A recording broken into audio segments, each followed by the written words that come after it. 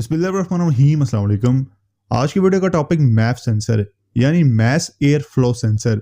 इस वीडियो में हम डीपली डिस्क्राइब करेंगे कि मैफ सेंसर काम करता कैसे है, इसकी बनावट कैसी होती है, इसे किस मकसद के लिए लगाया जाता है, इसकी लोकेशन हर गाड़ी में आपको कहां मिलेगी, इसके साथ साथ मैफ सेंसर की वायरिंग, किस वायर पर कितने वोल्टेज आने चाहिए, मैप सेंसर को मल्टीमीटर के साथ कैसे चेक किया जाता है। इसके अलावा मैप सेंसर से रिलेटेड डाटा ट्रबल कोड्स और मैप सेंसर खराब होने पर इंजन में कहां मसले आते हैं, ये सब डिस्कस करेंगे आज की इस वीडियो में। तो आइए शुरू करते हैं।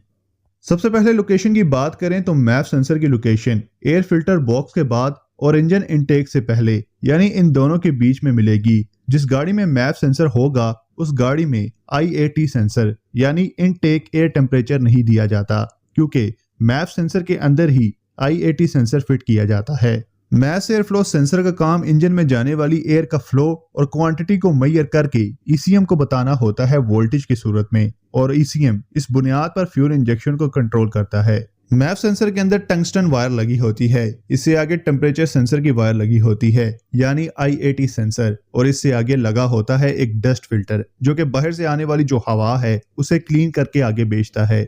तो अब जैसे ही थ्रोटल बॉडी ओपन होती है तो मैप सेंसर से एयर पास होती है, तो मैप सेंसर का फिल्टर सबसे पहले एयर को क्लीन करेगा, फिर एयर टेम्परेचर की वायर एयर का टेम्परेचर सेंस करके कांस्टेंट वोल्टेज जनरेट करेगी, और यहाँ टंगस्टन की वायर को एयर के टेम्परेचर से थोड़ा ज्यादा गर्म किया जाएगा। तो जितनी ज्यादा एयर आएगी उतनी ज्यादा टंगस्टन वायर को कूलिंग मिलेगी, और उतना ज्यादा रेजिस्टेंस कम होने की वजह से करंट का फ्लो हाई होता जाएगा। सेम ऐसे ही इसका उल्ट होगा, यानी जब एयर कम आएगी तो टंगस्टन को कूलिंग कम मिलेगी और रेजिस्टेंस वापस बढ़ेगी और करंट का फ्लो कम हो जाएगा।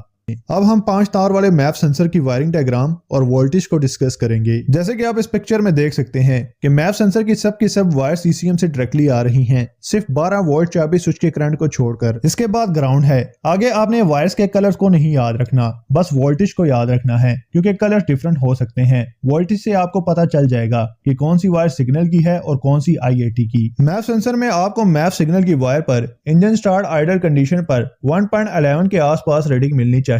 IAT हॉट पावर पर आपको 5 वोल्ट पॉजिटिव मिलेंगे, और IAT सिग्नल पर इंजन स्टार्ट आइडल कंडीशन में 1.35 के राउंड वोल्ट्स में होने चाहिए।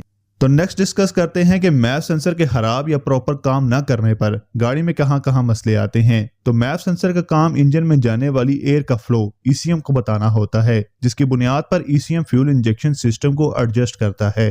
तो मैप सेंसर खराब होने पर bad fuel economy, low pickup, low acceleration, rough idling, long starting और ब्लैक एग्जॉस्ट स्मोक की प्रॉब्लम आ सकती हैं। मास एयर फ्लो सेंसर की वजह से बनने वाले डाटा ट्रबल कोड्स में P0100 से P0104 के बीच कोड्स बनते हैं। इन कोड्स की मेन वजह मैप सेंसर में खराबी है। इस केस में मैप सेंसर तब्दील होगा। इसके अलावा मैप सेंसर को क्लीन भी किया जा सकता है। उम्मीद है कि मैस एयर फ्लो सेंसर से मुताल्लिक आपके तमाम डाउट्स क्लियर हो चुके होंगे। अगर आपको इस वीडियो में कुछ नया सीखने को मिला है तो इस वीडियो को लाइक जरूर कीजिएगा। इसी तरह गाड़ियों से मुताल्लिक किसी और टॉपिक पर वीडियो देखना चाहते हैं तो कमेंट करके जरूर सजेस्ट कीजिएगा। मिलते हैं एक नई वीडियो में, तब तक के लिए अल्लाह हाफिज।